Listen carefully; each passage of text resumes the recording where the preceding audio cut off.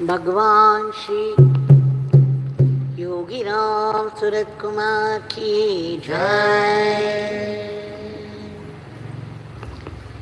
योगी राम सूरत कुमार, योगी राम सूरत कुमार, योगी राम सूरत कुमार, जय गुरु राम।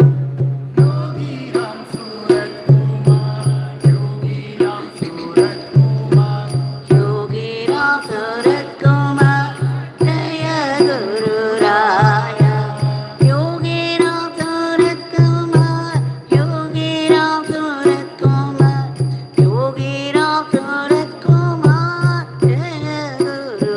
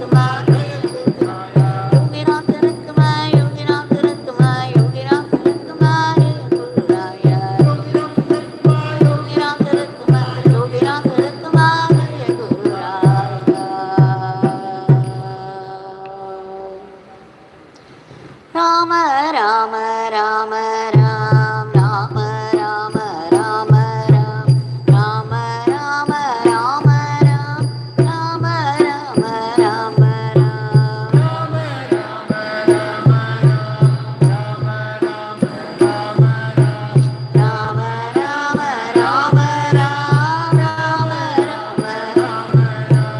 ராம ராம ராம ராம் ராம ராம ராம ராம் ராம ராம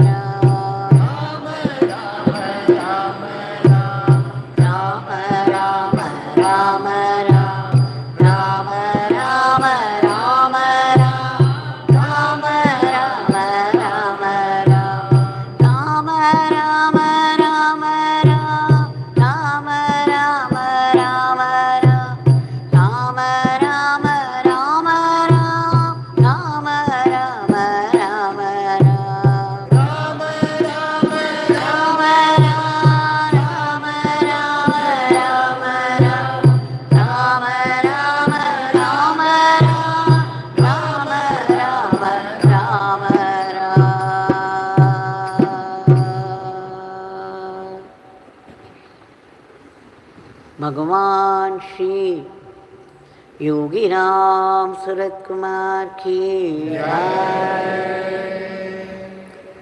सर्वं Yogi Ram Surat कुमारार्पणमस्तु।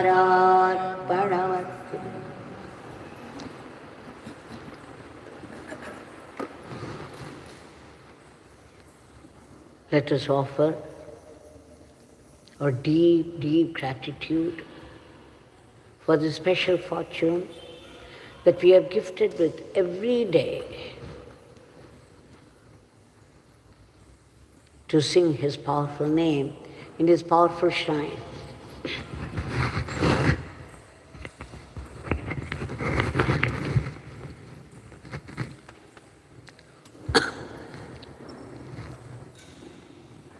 In enjoying this grace, we have also offered the Nama lotuses at the lotus feet of Bhagwan, our grateful offering.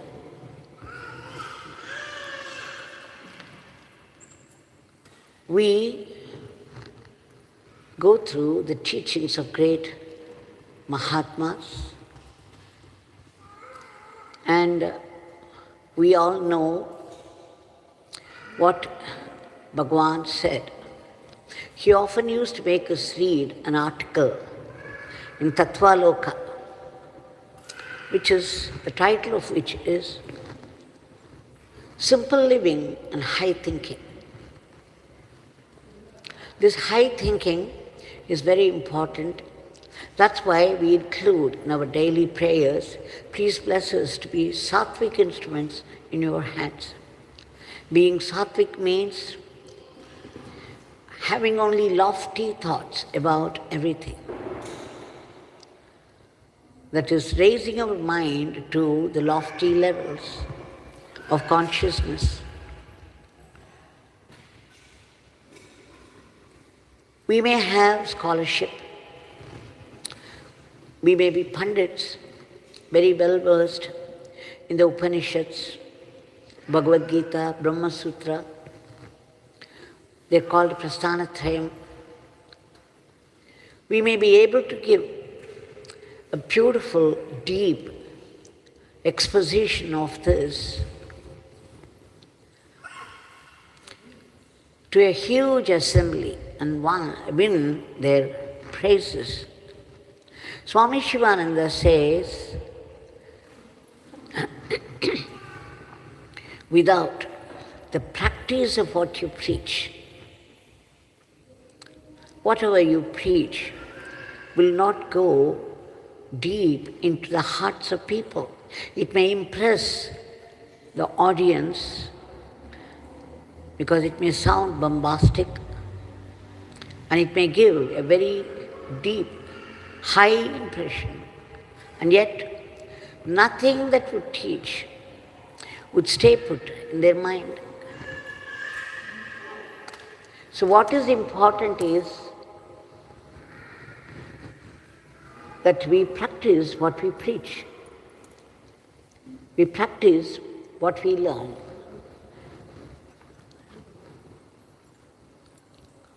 Now, here is a story of Swami Shivananda. Through stories, we can learn profound truths. Very simple stories, but very effectively. They express the deep and profound truths, and it delights people of every age.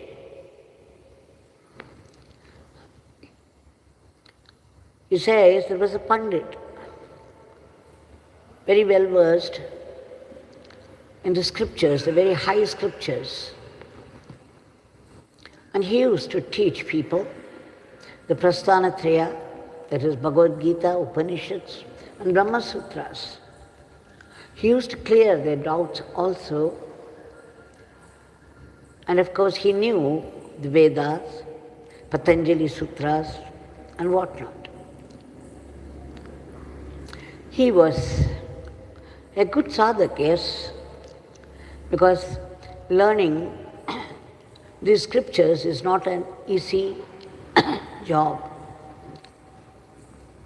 You have to put your mind and being into it to get to the depths of the words in the slokas. Now, there was a weakness with him.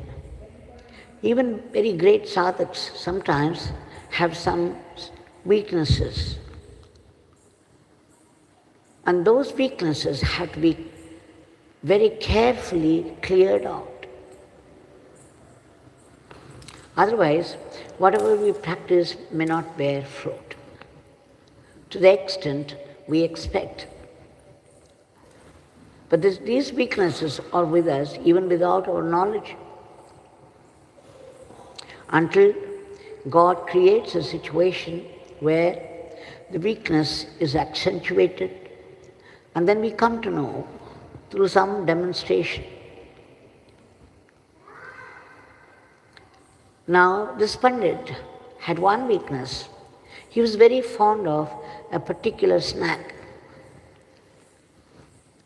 It's called a pakoda. He liked hot, fried pakodas very much. Despite his scholarship and sadhana, he would go to the market sometimes and buy these pakodas and keep them in his room. One day, he started to eat them. He bought it very hot and fresh. He brought it to his room. He put it in a box there. And then he closed his door. He didn't want any disturbance while he enjoyed it. He started to eat, and there was a knock on the door. Immediately, he put them all back and closed it tight, kept it away from the eyes of the people, opened the door and cleared. There was some doubt regarding Vedanta. He cleared it just like that and locked the door, came inside and opened the box and started to eat. Not even halfway through, there was another knock at the door. He had to get up. He hastily put everything into the box again, closed it, and then went to open the door. Now this time there was some doubt in Bhagavad Gita. He cleared it in no time and hurriedly latched the door, came back to his pakoras. Now again, as he started to eat, there was a knock at the door. Now this time he was truly irritated. People were not allowing him to enjoy these little pakoras, the one weakness of his. Why couldn't he indulge? He never thought they connected what he taught and what he was doing, connected at all. Now this time, with a little irritation, he opened the door and cleared once again whatever doubts people raised, came back to his seat and once again opened and started. Now, again there was a knock at the door. This time he could not help getting irritated. Now, in his irritation, he just left the box open, hurried to the door, and then cleared whatever they came to ask. And when he was doing this job of clearing the doubts, from the back door, 2 monkeys entered. They took away all the open pakoras. And by the time he closed the door and came back, he found the box empty. Hastily, he went out through the back door to see 2 monkeys sitting on top of a tree, enjoying even more the hot pakoras. They were probably not hot by the time, but they were still tasty.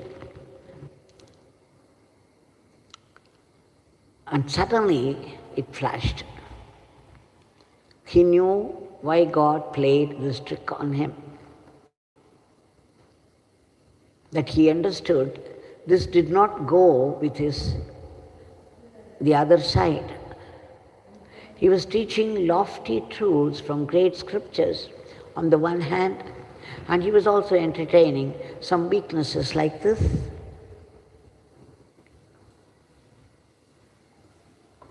Of course, he changed his habits, and that Swami Shivananda says that this is a lesson for all sadhaks. That without knowing, we given to such weaknesses which pull us down. From the lofty level we are trying so hard to raise ourselves to. The two monkeys, you can say it's Kama and Krodha. They enter your mind when you are unguarded, and they start working.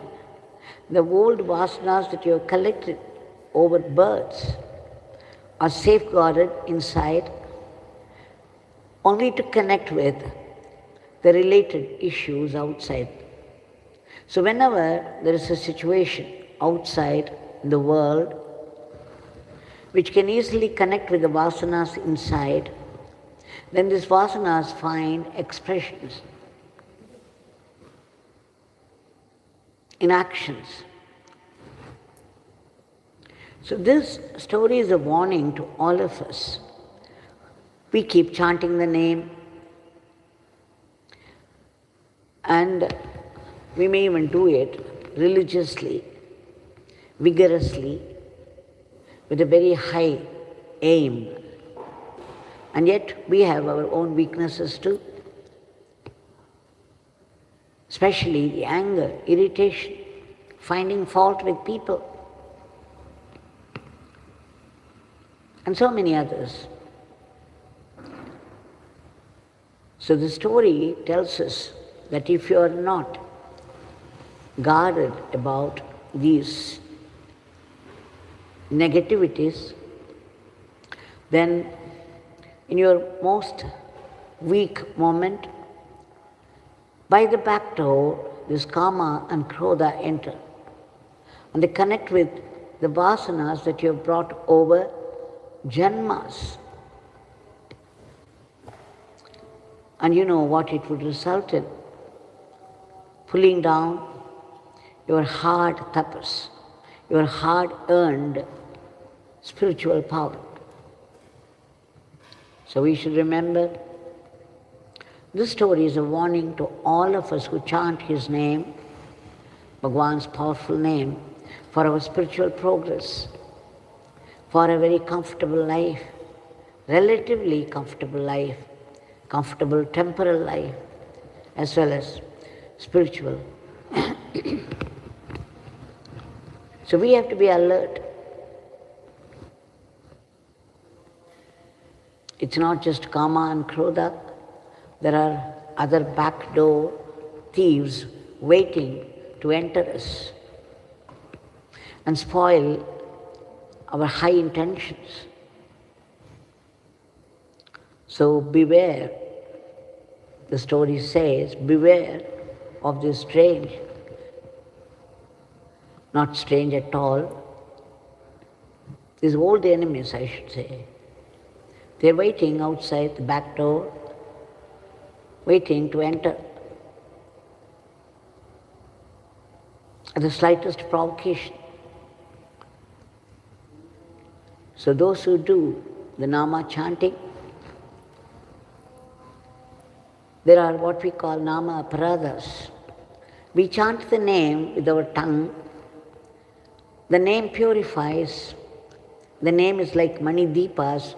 Swami Tulsidas says, it removes the darkness inside and also outside. But then the same tongue also wanders to talk ill of this person and that person, or to speak harshly to people, to hurt others, to humiliate people, to do 100 such things whenever it gets connected with the outside world. They are called Nama Aparadas, which means they will pull it down. So let us beware that no such things happen. At least let us try our best to keep it away as much as possible. And remember that when we chant the name, we should think of only the divine, either the form of Yogi Ram Sarat Kumar, as we know, or the highest power that runs the whole cosmos, the Ishvara, or the Supreme Brahman, the pure awareness, the pure consciousness, which has become the Ishvara. And we should try to concentrate only on this, not give ways. Bhagavan always warned that you should be vigilant. In spiritual practices, one should be very vigilant. We shall now offer our today's prayer at the lotus feet of Bhagavan. Bhagavan, we beg you again and again and again, 1,000,000 times at that, for your immediate divine intervention to change the ways of the world as we find them today. It's full of violence, and there's growing enmity and misunderstanding, not only between people and people, between countries and countries. There's already the war going on with its devastating consequences. And there is the sudden attacks of diseases, killer diseases, that catch us unawares. And the furies of nature, of course. Thou art the cosmic controller. Only you can do something. You can keep them under control. We beg you, Bhagavan, to bring in peace, harmony, order, and growing friendship and brotherhood and mutual help. And of course, a good control over these diseases and the violence of nature, and protect us. We also beg you to destroy the negativities, all the negativities, the asuric thoughts that keep coming with us as vasanas inside. If you are not careful with them, if you are not alert, these vasanas will connect with the external situations and express unexpectedly in their serious forms. And that would be a setback, a downpuller. And Bhagavan, we beg you to reach out to those people who have been stranded in varied parts of the world. Due to some past karma, they go through this endless suffering without any help or protection. We beg you to reach out and do the needful to them. We also beg you to protect all those unselfish people who have been slogging for the welfare of the others. Protection from what? From unhealthy criticisms that put a block in the progress, the path of progress. And Bhagavan, we also beg you to give a boost to the economy of the country and promote its growth in varied fields of activity, that India should reach soon the status of world guru and conduct the whole world in the path of dharma as predicted by the great ones. We also pray to you in all intensity, in all sincerity, in all earnestness for joyful, ceaseless chanting of your powerful name and unbroken remembrance of your leelas and teachings. We beg you to bless us to be sattvic instruments. We don't want these backdoor thieves to get inside us and play havoc. We want the little sadhana that we do should become our Atma Shakti. Bhagavan, please bless us to run our everyday life as an offering to you and not be caught by the temptations of Maya. We also beg you to bless us with that ultimate state of bliss and peace, for that is our birthright, as the great ones say, but then we need to be purified. We take refuge in the powerful Nama of yours for its ceaseless and joyful chanting, because you have taught us not a single Nama goes waste, and every Nama has the power to destroy our past sins and prevent us from further sins. We also take refuge in service to you, wherever we live in any part of the world and whatever work falls at our hand. If we do it as an offering to you, if we do it as seva to you, because every work, the whole cosmic work is yours. You have created the cosmos, you are the owner. So if we do it as seva to you, in the spirit of surrender to you, and that joyfully without any unhealthy competition or jealousy, you would make it into Atma Shakti. Please bless us to do so. And Bhagavan, please bless us to practice acceptance of whatever life brings to us, be it a joy or sorrow, coming from you. It can only be a great blessing for our spiritual growth. And it's for our greater good, for closer kinship with you. And Bhagavan, please bless us to be able to detect your vibrant living presence everywhere and in everything. Please enable us to see your sankalpa, your will behind all the happenings of life. When a bad karma suddenly attacks us, begins to play up, we know how life changes dramatically. Everything goes wrong. Every word we utter is being mistaken, and every action misfires, and we collapse.